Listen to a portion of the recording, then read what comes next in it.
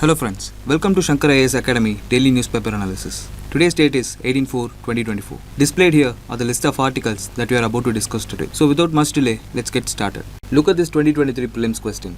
This is the 82nd question from a set A question paper. Here, UPSC is asking about important historical sites. So first, let us revise few basic things about these sites and come back to the question. Let's see the question first. Consider the following pairs: Besan Nagar, Shivaite Cave Shrine; Baja, Buddhist Cave Shrine; Sitanavasal, Jain Cave Shrine. How many of the above pair are correctly matched? Only one, only two, all the three. Let's now analyze the answer pairs in brief and decipher the answer. First one is Besan Nagar. See, Besan Nagar is known as Vidisha in Madhya Pradesh. It is a home to Heliodorus pillar and a significant historical monument in India. Note that it was erected by Heliodorus, a Greek ambassador who converted to Hinduism and dedicated this pillar to Lord Shiva.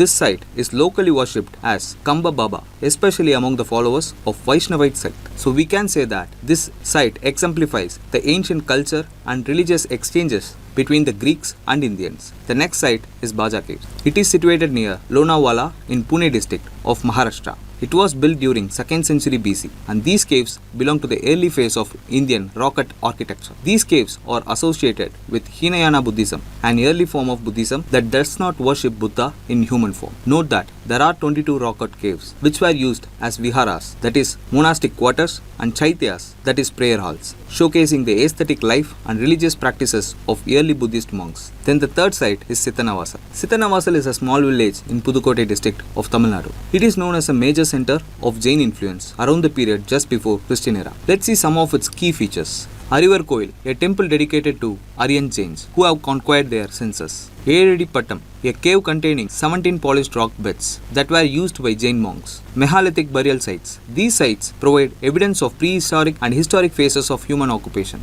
Navachunai Tan, a small mountain lake with a submerged shrine, adding to the mystical and religious allure to the location. Each of these sites offers a unique glimpse into religious, cultural, and aesthetic traditions of ancient India. So with this understanding, let's get back to the question. As we have seen, Besan Nagar site is well known for Vaishnavite sect and not a Shivaite sect. So pair 1 is incorrect, whereas pair 2 and pair 3 are correctly matched. Therefore, the correct option is B, only 2.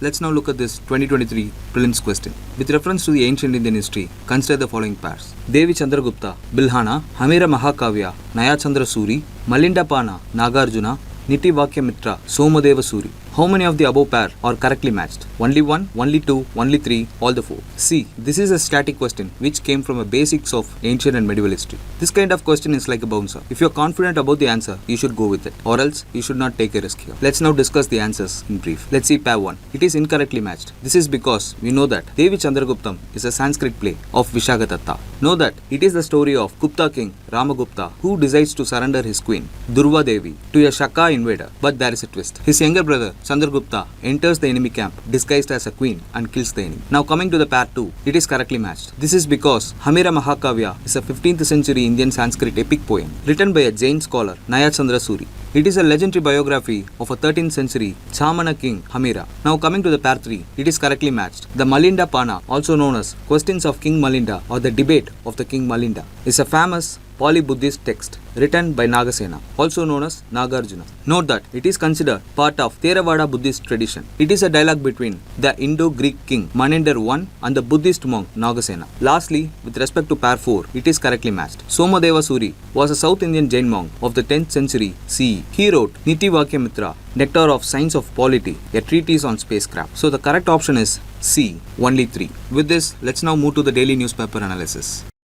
Look at this Indian Express article. NASA is facing challenges with its Mars sample return mission, specifically concerning escalating cost and extended timelines. Originally estimated to cost between 5 billion and 7 billion, with a target of bringing Martian rock back to Earth by 2033. The mission's cost has now surged to 11 billion and the timeline has been pushed to 2040. As a result, NASA officials, including the administrator Bill Nelson, are seeking a ways to simplify the mission and reduce expenses. This is the crux of this article. With this background, let's revise different Mars missions of various countries. Each mission has specific objective and key highlights. Let's look at them one by one. First one is Mars Express of European Space Agency. This was launched in 2003. Note that it was the first European mission to Mars and it found evidence of methane and ammonia in the Martian atmosphere. It is operational since 2004. Second one is Curiosity mission of NASA. This was launched in 2011. This rover has analyzed the Martian geology, climate, discovering the ancient lakes might have supported microbial life. Still active and mobile on Mars, continuing to send valuable scientific data. Third one is MAVEN mission of NASA.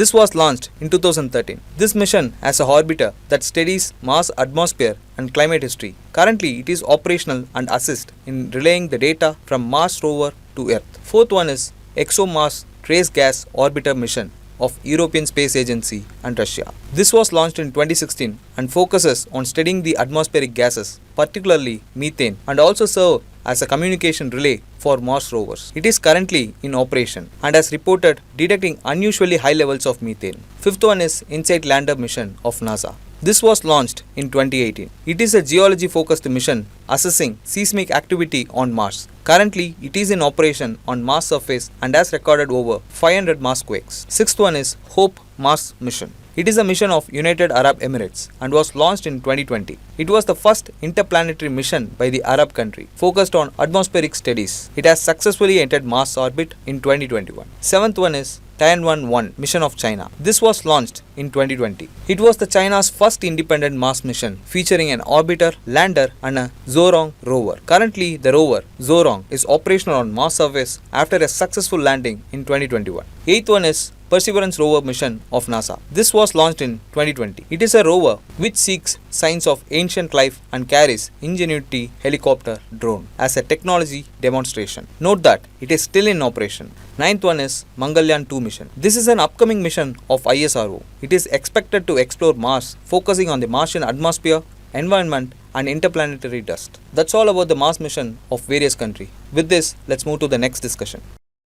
Look at this Hindu article. India's economy is predicted to grow by 6.5% in 2024, according to UN Trade and Development Report. This growth is being supported by the multinational companies moving their manufacturing to India, which is helping to boost Indian exports. This report also states that India has a growth rate of 6.7% in 2023 and attributes their strong performance to a significant public investment and a vigorous service sector. And India continues to be the fastest growing major economy in the world. This is the crux of this article. With this understanding, let's start our discussion. So firstly, what is UNCTAD? See, UNCTAD is a permanent intergovernmental body within United Nations system, founded in 1964. It's the main part of UN that deals with the issues related to trade, investment and development. UNCTAD's main goal is to help developing countries, especially the least developed ones and those transitioning from the centrally planned economies to market economies, to integrate effectively into the global economy. See, UNCTAD seeks to enhance the coherence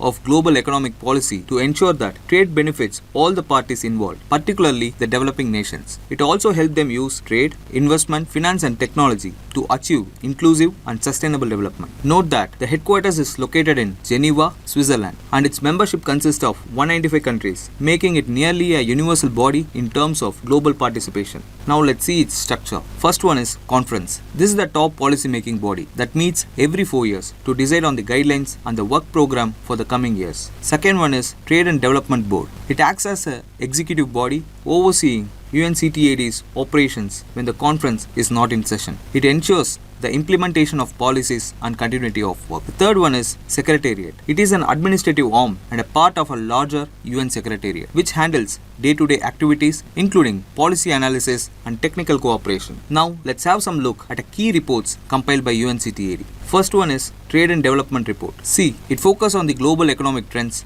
and their impact on development. The second one is World Investment Report. It provides analysis and data on the global and regional investment trends. Third one is the Least Developed Countries Report. See, it offers insights and recommendations specifically targeted at the world's least developed countries. Hence, we can say that activities of UNCTAD, while being advisory, but also have a significant influence on the global economic policy and developmental strategies. So that's all about UNCTAD. With this, let's move on to our next discussion.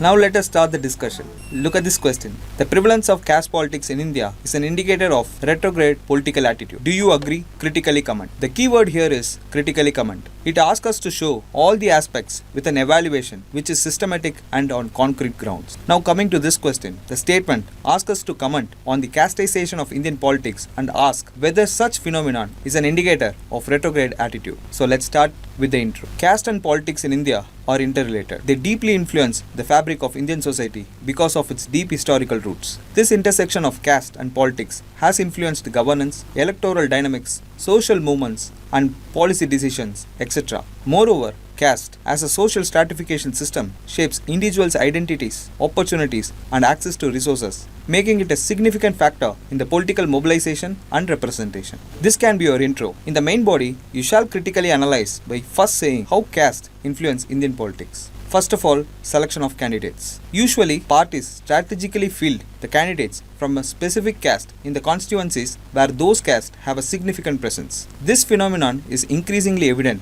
after the rise of dominant caste in India. The consolidation of caste power nexus due to this phenomena further accentuates the casteization in India. Secondly, caste and voting behavior. I want you to know about an famous quote that Indians don't cast their vote, they cast it. This symbolizes the importance of caste in voting. See, in various parts of the country, parties are demanding votes along the caste lines. Moreover, caste determines the nature of election campaign and the voter turnout. This is evident from the various independent studies which shows low turnout in the reserved constituencies. Thirdly, the rise of caste-based parties and organizations. As we have already saw with the rise of Green Revolution and Mandal politics, the rise of backward caste is evident in Indian politics. With economic capital generated from agriculture, they form political parties to consolidate political power. This often creates issues like demanding reservations for the forward community, violence against Dalits, Adivasis, creating a climate of antagonism, caste-based discrimination, etc. Finally, casteism in politics invades governmental functions as the ruling parties are forced to adhere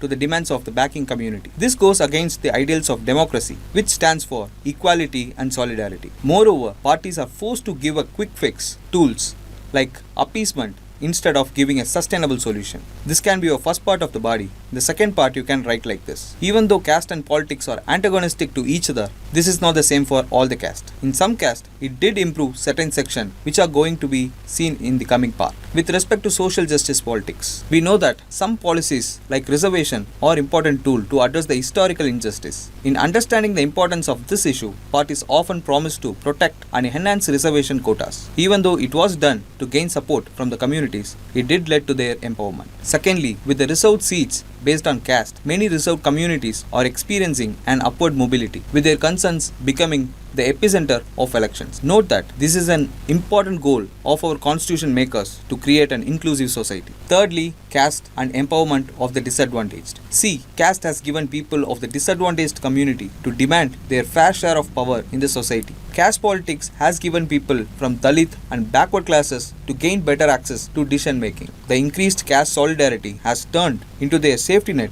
guaranteeing them a better representation. Moreover, the caste association also act as a pressure group to reinforce the views and the problems of the people belonging to the lower caste. This gives voice to the voiceless. This can be your body part. Now moving on to the conclusion. See, caste as a social institution is constantly evolving and changing its dynamism in Indian politics. The various dynamism of it are enforced through a cycle of electoral politics, economic development and cultural change. Even though the Indian constitution has taken several steps to promise equality and fraternity, the ghost of caste is taking a new form to fight it. So, we as a civilized society should take collective steps which are aided by our political system to eliminate the retrograde political attitude and achieve the more egalitarian social order. That's all about this discussion. In addition to the above articles that we have discussed today, there are two more important articles that we need to focus on. One is the article from Hindu. It says that Election Commission halts Bengal Governor's Cooch Bihar trip on the poll eve, citing MCC norms. With respect to this article, we have to understand about MCC in brief. See, MCC is a set of guidelines issued by Election Commission to regulate political parties and candidates before election. The rules range from the issues related to speeches, polling day, polling booth, portfolios and the content of election manifesto, possession and the general conduct. So the free and fair elections are conducted. This is as per the Article 324(1) of Indian Constitution. This article empowers Election Commission of India to supervise, direct and control the election to Parliament and state legislature. Remember this, MCC is not enforceable by law. That is, it is not a statutory document, or in other words, violation of many of its provisions does not attract any punitive action. However, certain provisions of the code may be enforced through invoking corresponding provisions in other statutes such as Indian Penal Code 1860, CRPC 1973 and the Representation of People's Act 1951. And the next article we need to focus upon is the Hindu article, which states that BIS sensitization program for metal product organized. With respect to this article, we need to focus upon the basic facts about BIS. See, BIS is the Bureau of Indian Standards, is a national standard body of India. It is a statutory body established under the Act of Parliament. Here, note that its predecessor was the erstwhile Indian Standard Institution, that is ISI. All the functions of the erstwhile ISI are now transferred to BIS. Initially, BIS was set up by the BIS Act 1986 and then in 2016 a new Bureau of Indian Standard Act 2016 was notified. This act reinforces the activities of BIS in respect to standardization and certification of goods, article, processes, system and services. With this, let's move to the today's practice question. Look at this question. Consider the following statements about Mangalyaan launched by ISRO. It is also called Mars Orbiter Mission. Made India the second country to have spacecraft orbit the Mars after USA. Made India the only country to be successful in making its spacecraft orbit Mars in its very first attempt. Which of the statements given above are correct? 1 only, 2 and 3 only, 1 and 3 only, 1, 2 and 3. The correct answer is option C, 1 and 3 only. Because before India, the Soviet Union and the European Space Agency had also successfully sent missions to orbit Mars. Look at the second question. World Investment Report is released by which of the following organization? Option A, International Monetary Fund. Option B, World Bank. Option C, UNCTAD. Option D, FAO. And the correct answer is UNCTAD. That's all for today's discussion. If you like this video, please hit like, share and subscribe. Thank you.